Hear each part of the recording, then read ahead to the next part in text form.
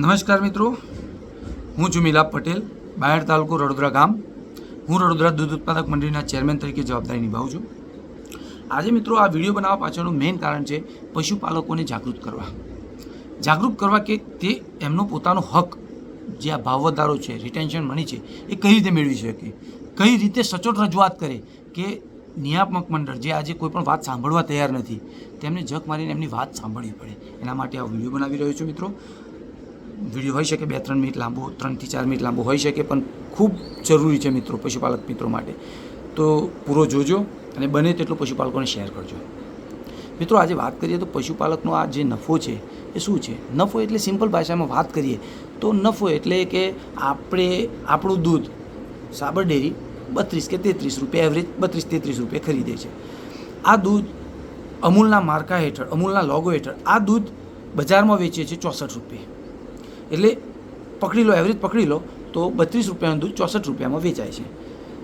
તો પશુપાલકને આ સાબર ડેરી જે 32 રૂપિયા નફો થયો, 32 અને 64 વચ્ચેનો જે તફાવત છે 32 રૂપિયા નફો, એટલે કે 100% નફો થયો. 32 રૂપિયા પર 32% નફો એટલે 100% નફો થયો. એ 100% નફામાંથી ફક્ત પશુપાલક પોતાનો હિસ્સો 20% માગે છે.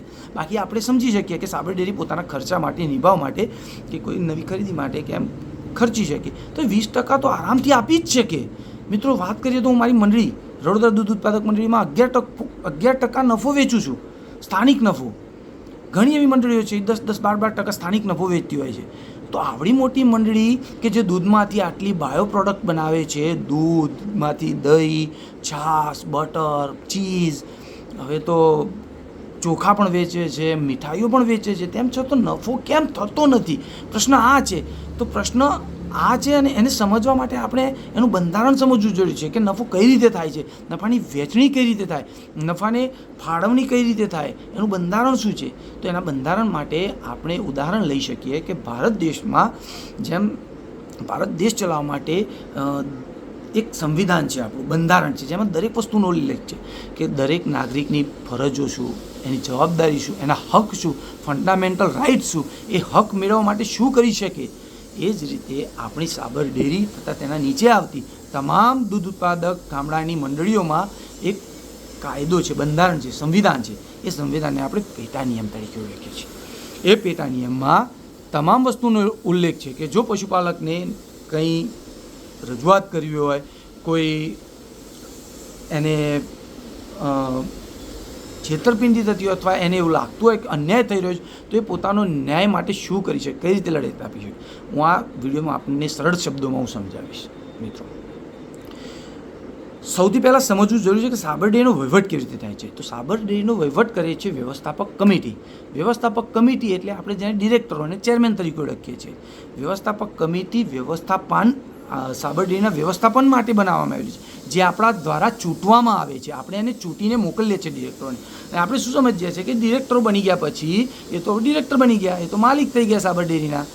આપણે પોતે ગિલ્ટી ફીલ કરીએ છીએ કે આપણે તો હવે નોકર છીએ અને એ ડિરેક્ટર છે. મોટા માણસ નથી, મોટા માણસો એ ડિરેક્ટર જ છે, એ સાબર ડેરીના સેવક જ છે, પશુપાલકના જ સેવક છે.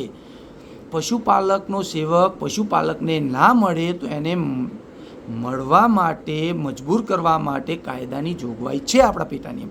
એ શું જોગવાઈ છે હું એની ચર્ચા કરીશ મિત્રો. તો સૌથી પહેલાં વ્યવસ્થાપક કમિટીમાં સૌથી વધારે સત્તા આપવામાં આવી છે એની વાત કરીએ તો સૌથી વધારે સત્તા કોની? ચેરમેન? ના. એમડીની? ના મિત્રો. સૌથી વધારે સત્તા સાધારણ સભાની. તો સાધારણ સભા એટલે શું? સાધારણ સભા કોની બનેલી હોય છે? તો સાધારણ સભા જે સાબર ડેરીના નીચે મંડળીઓ આવે છે કે જેમને મત આપવાનો અધિકાર આપેલો છે, અથવા તો ચેરમેન, એ મંડળીના ચેરમેન અથવા તો મત આપવાનો અધિકાર આપેલો છે, જેને પોતાના ગામે અથવા પોતાની દૂધ મંડળીએ ચેરમેન તરીકે નિમેલો છે.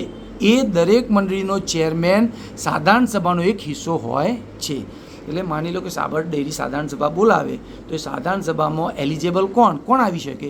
તો દરેક દૂધ ઉત્પાદક મંડળીના ચેરમેન અથવા તો મત આપવાનો જેનો અધિકાર હોય એ. તો આ લોકોની બનેલી સાધારણ સભાને સૌથી વધારે તાકાત આપવામાં આવેલી છે. એના જોડે એટલી તાકાત છે કે જો 2/3 બહુમતી ભેગી કરવામાં આવે તો આ વ્યવસ્થાપક કમિટીને પણ દરખાસ્ત કરી શકે છે. ઇવન મંત્રી કે જે એમડી તરીકે આપણે ઓળખીએ છીએ, એમડીને પણ નોકરીમાંથી દરખાસ્ત કરી શકીએ છીએ મિત્રો. તો બસ આટલો જ મેસેજ મારે તમને પહોંચાડવો હતો કે આપણે બળ વાપરવાની જરૂરત નથી. બળ વાપરવાથી આપણે બેકફૂટ ઉપર આવી જઈએ છીએ. આપણે આપણા નિયમ જાણી નિયમનો સહારો લઈ અને કાયદા અને વ્યવસ્થાને હાથમાં લીધા વગર આ લોકોને ઢીંચણે લાવવાના છે મિત્રો. એના માટે સૌથી પહેલાં આપણે મળવું જોઈએ. આપણે સૌ દૂધપાતક મંડળીના ચેરમેનોએ ભેગા થવું જોઈએ. ભેગા થઈ ત્યાં એજન્ડો નક્કી કરવો જોઈએ, પ્લાનિંગ કરવું જોઈએ કે આપણે આગળ શું કરીએ, કઈ રીતે સાધારણ સભા બોલાયા વગર, આ લોકો તો સાધારણ સભા બોલાવવાના નથી, તો સાધારણ સભા બોલાયા વગર આપણે 2/3 બહુમતી ભેગી કરીને જિલ્લા રજિસ્ટ્રારને આપણે આવેદન અવિશ્વાસ દરખાસ્ત આપી અને જિલ્લા સરકારમાં સહકારી મંત્રાલયમાં પણ આની રજૂઆત કરી શકીએ. એટલે જરૂરી નથી કે સાધારણ સભા બોલાવે એમાં જ રજૂઆત થાય. આપણે મિત્રો 2/3 બહુમતી એટલે પોતપોતાની મંડળીના લેટર પેડ ઉપર કે આ સાબર ડેરીની નિયામક મંડળી અયોગ્ય છે અને ગેરજવાબદાર છે, અમે એને દરખાસ્ત કરવા માટે અવિશ્વાસનો દરખાસ્ત લાવીએ છીએ. આટલો ઠરાવ કરવાનો છે દરેક દૂધ મંડળી. આ દૂધ મંડળી વધુમાં આપણે ભેગા થઈએ એના માટે કઈ રીતે ઠરાવ કરવો, એની પ્રોસેસ શું છે, એ સૌ આપણે એક વખત ભેગા થવું એના માટે સૌથી પહેલાં જરૂરી છે. તો એ માટે આપણે કોઈ નક્કી કરી શકીએ કોઈ તટસ્થ સ્થળ કે જ્યાં બંને જિલ્લાના પશુપાલકો અથવા તો સૌથી વધારે જરૂરી ચેરમેનો, સેક્રેટરીઓ, પશુપાલકો પણ આવી શકે પણ ચેરમેન, સેક્રેટરી અચૂક હાજર રહેવું જોઈએ. તો એના માટે મારા મગજમાં એક સ્થળ છે, જો આપ સૌને યોગ્ય લાગતું હોય તો. એ સિવાય પણ જો તમને બીજું કોઈ સ્થળ યોગ્ય લાગતું હોય તો તમે સલાહ સૂચન આપી શકો છો. સલાહ સૂચન મુજબ આપણે ભેગા થઈશું. મારા મગજમાં ચાલે છે એ પ્રમાણે આપણે શામળાજી મંદિર, ભગવાન શામળિયાના ધામમાં કોઈ પણ જાતની નાતી, જાતિ,